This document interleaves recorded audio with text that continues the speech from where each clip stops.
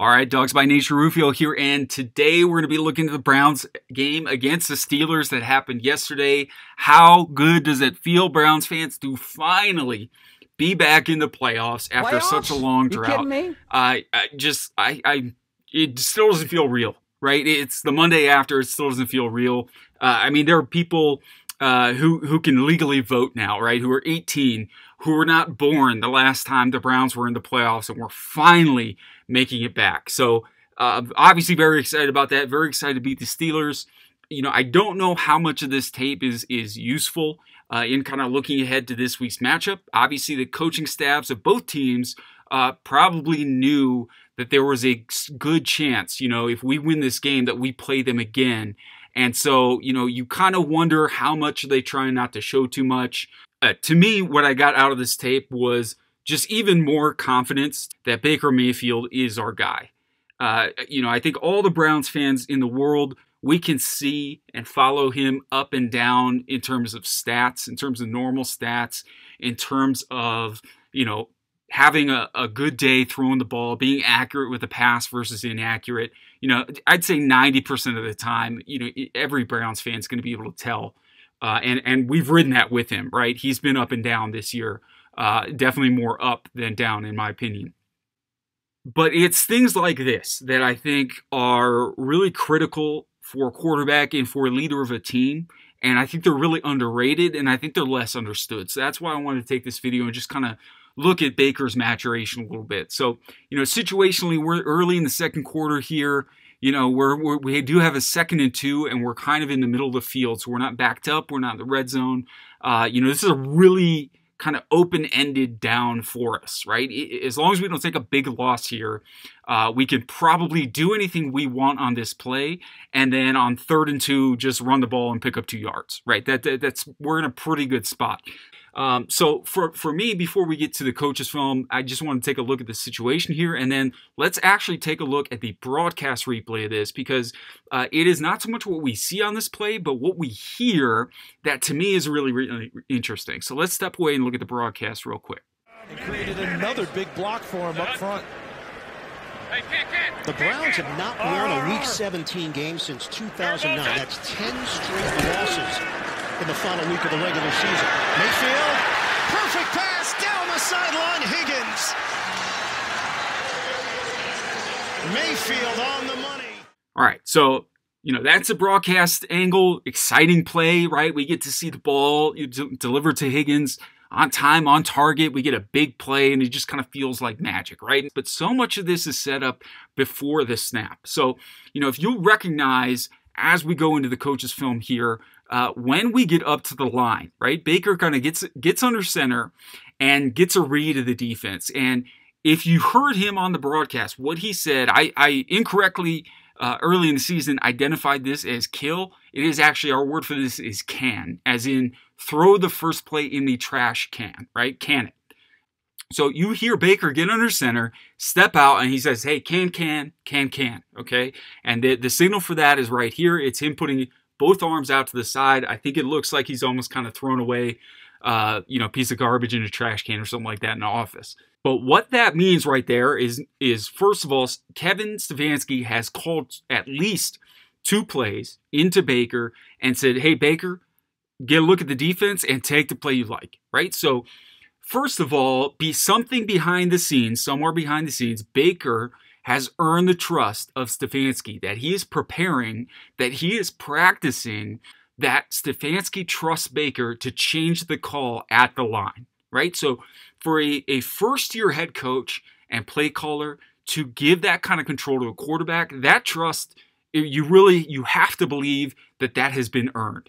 The second thing that tells me is that Baker saw something in this play that made him think, you know what, I don't like the first play as much. I like the second play. I want to get to the second play. So Baker has gotten a look at the defense. If you notice, as soon as I roll this back, as soon as he gets under center right here, the safeties are rotating, right? So that could be something he's looking at. He could be looking at the front.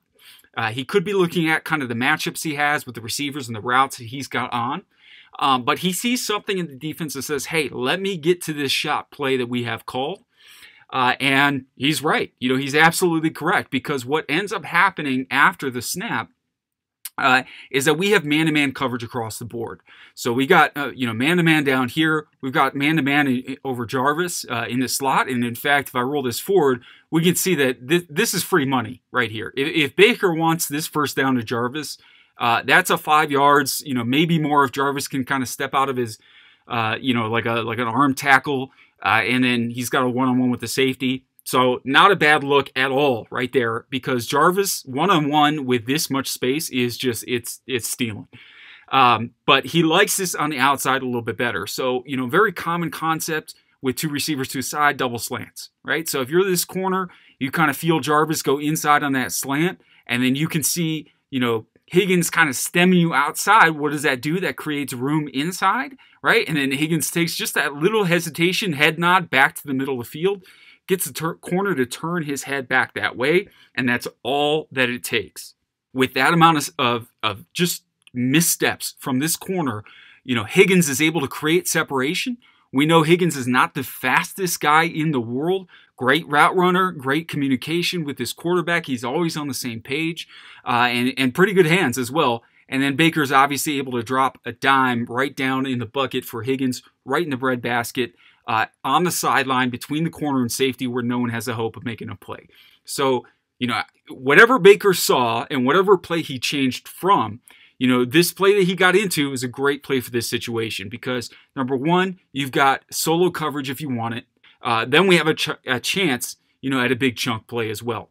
And again, of course, because of the situation, worst case scenario here, if you throw this ball and it doesn't connect, or if they don't bite it on the double move, you throw the ball away, you throw it, 10 yards out of bounds, and we live to play 3rd and 2, right? We're in a great spot. All right, so I'm pretty sure this is just man-to-man coverage across the board here, and Pittsburgh is going to send 5, right? They're going to blitz 5, and the 6th and 7th guys blitz based on the fact that their guys stay in the protection, right? They don't come out on the pass route. So we got, our 5 down linemen. We have 2 tight ends to the screen, up to the top of the screen. Then we have Nick Chubb in the backfield. So the 3 eligibles that Pittsburgh has to worry about are 1, 2, and 3. So I believe those guys that are man-to-man on those 3 are the corner here, this outside linebacker, and then this middle linebacker here, this inside linebacker here. That would make sense just positionally based on where they are. If you look at the timing of the blitz, it also makes sense to me as well. So, immediately on the snap, we get this side, we get movement in these 2 linebackers. They are really getting a jump off the ball and coming in on the blitz immediately. This linebacker here, this outside linebacker, he almost just, takes that little hesitation step and then just ends up trying to jack his tight end once he reads, oh, hey, he's not trying to burst off the line right into the route right away. And you also see this linebacker here almost kind of read Chubb, and he's the guy that would be in that man-to-man coverage on Nick Chubb. So he kind of slow plays it. Chubb kind of runs off to this side, almost like a handoff path. He almost kind of takes the first couple steps like a run fit, and then kind of accelerates into the backfield once he sees that Nick is staying in there. So basically, because of those blitzing linebackers, that's what created all this space inside. We call that a green dog blitz with these 2, where basically you have to check your coverage responsibility first, and if you see him stay in the protection, then you go ahead and blitz the quarterback. All right, so the other thing that we heard in that broadcast view was our center, J.C. Tretter, making a protection call. So as soon as Baker says, hey, can, and right there is a signal for it, you hear J.C. say, RRR, right? And typically, we dress this up a little bit with a word that begins with R, right? So you say like Randy or Ringo or something like that, which would just indicate that we're sliding the protection to the right. But I don't know if it's just the timing of it or if JC just wanted to throw this on there, but he literally just says R. But what that means is we're sliding our protection to the right side, right? So this is going to be a half slide. So that means basically from the center over, and if the guy next to the center is a bubble, so some teams will just say from this bubble over, we are going to slide the protection. So they're going to be in a zone protection. So we got Bitonio, Tretter, Wyatt Teller, and then Conklin here are all just sliding, and they just each pick up the gap to their right. So you see right off the snap, they're all sliding. And notice JC with his, he takes a stab at that center right there with his left hand, just putting that arm out. having kind of a stiff arm there, just in case there's some kind of twist or game or something's going on inside. He's got his arms wide to be able to kind of catch that as it comes through. Then JC, after leaving that kind of stab, feels that linebacker in front of him and rides him out. So that's a great job there. Teller here needs some technique work on this play. He goes to try to quick set 91. And you notice he kind of just takes 1-2, and then boom, that right arm comes shooting out. That hand placement is just a little high. And I think he's a little upright here as well. So obviously, he's been dealing with some injuries this year. That lower body mobility, maybe not quite where it would ideally be. Hopefully he can rehab a little bit this week. Maybe that kind of game endurance also not quite where he'd want it to be after a full healthy season. So Teller can work on some technique here. But notice how as he quick sets and shoots that hand, he just shoots a little too high. Therefore, I believe that's Tuitt is able to get his arm up on that elbow, cup that, and kind of slide it off. And that, things kind of go haywire a little bit from there from Teller. He also has the wash of JC kind of running this linebacker wide into him, which kind of takes out and goes into his left leg there. So, we get a little knocked off balance, a little knocked back into Baker's lap, but that's at least good enough to buy him some time to get the ball off. In the NFL with a great quarterback like we are seeing number 6 develop into, that's all the time that you need. And so, again, good job there on the right side, staying solid. I like Conklin's technique the best probably of any of these guys here, staying nice and low. He's just got some long arms, man. Conklin has some bean poles, and he's just able to kind of stab 45 in the chest there, and then just kind of wait for him to loop around. There's really not much danger to speak of there. Great job by Conklin on this play. So that R call is that slide, that 4-man slide right there, and again, usually that is indicated from where the bubble is. So if this nose were somehow over Joel, then maybe he would be man-to-man with that nose, right? And the slide would then just be these 3. So now that leaves our other side, and initially this protection kind of looked odd to me, but the way that both Chubb and Jed picked this up so naturally, it felt like, perhaps it was called this way. It's not typically what you see. So away from the slide, whenever we're in a half slide, right, we're going to have a slide side, and then the other side is going to be in bob protection, or we also call that big on big, right? That's big on big, back on backer, right? So that's our linemen are looking for defensive tackles, the defensive linemen, bigger guys to block, so that's big on big. And then our backs, our running backs, our tight ends, we want them on the linebackers, right? Because we want that kind of matchup. And that's kind of more of a man kind of pass blocking concept. So here with Jed has a defensive end lined up right over him. That's his big on big call. So he is initially going to pick that up, and he kind of gives Jed like a little, left-right move. Jed does a great job of not biting on that too hard, just staying where he is, kind of patting his feet in place. Jed has the best pass protection technique, I think, out of any of our linemen, except for maybe Bitonio at times. And it's really, really impressive because it's Jed's first year in the league. So I only expect that to improve over time. And where I think he can improve, honestly, is with some consistency. I think we're just really blessed to have, the great Joe Thomas, the best pass protector of all time, playing for us for a number of years. And, he's not quite there yet in terms of consistency. But if Jed, can keep this kind of technique up, he is going to have a chance to go down as one of the greats as well.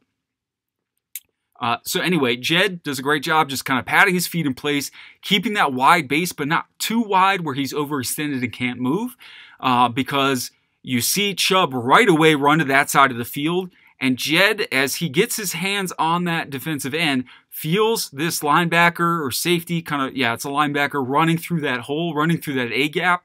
And I think here Jed is just like, you know what, that's the most dangerous guy. He's got a head full of steam. And because I've already kind of stymied this defensive end and slowed him down, I can now go get a piece of that linebacker. And by the time he kind of starts up again and overcomes that inertia, Baker's going to have gotten rid of the ball. Right, so I think that's kind of maybe what was going through Jed's head, or maybe this was actually called this way, because Chubb also, it looks like he's looking out to these linebackers, linebacker out here, out to the corner out here as he initially steps up. But then as he kind of scans back inside, Chubb is left right there in front of that big defensive end. and he picks him up seamlessly. So again, hard to know if that was just Jed reacting in the moment and trying to take, the biggest hit off of Baker, the quickest hit off of Baker that he could. But it worked out great. And, it says something about a guy like Nick Chubb, who is the kind of back that he is, who is willing to stick his nose in there, right, against a defensive end who probably weighs 300 pounds. And he doesn't do a great job here, but he at least gives effort, right? He's not going to back down from that, and does enough just to slow him down and chip him out of the way. And that's really all the time that Baker needs on this play to complete his 5-step drop. 1, 2, 3, 4, 5. He gets that little shoulder, kind of ball pump in there with his little hitch in that drop, another hitch, and he's off throwing. And that is ball placement right there, ladies and gentlemen. So again, this is a play where it seems simple on the surface of it. And if you watch it and at first go through as a fan, you're excited that we got this big, chunk play and a first down, and we're getting down towards scoring position. But I think what goes, unnoticed and unseen a little bit more is just how complex a play like this can be and just how smart our guys are up front. We're really lucky to have a quarterback like Baker who can get us in this right play against the right coverage. We're lucky enough to have a coach who is not only smart enough to understand the strengths of our players, but also kind of brave enough, right, to empower them to make these decisions on the field. Because if this play doesn't work out, we're all blaming Stefanski right away, right? And so is the media. So he really has to have that trust in a quarterback.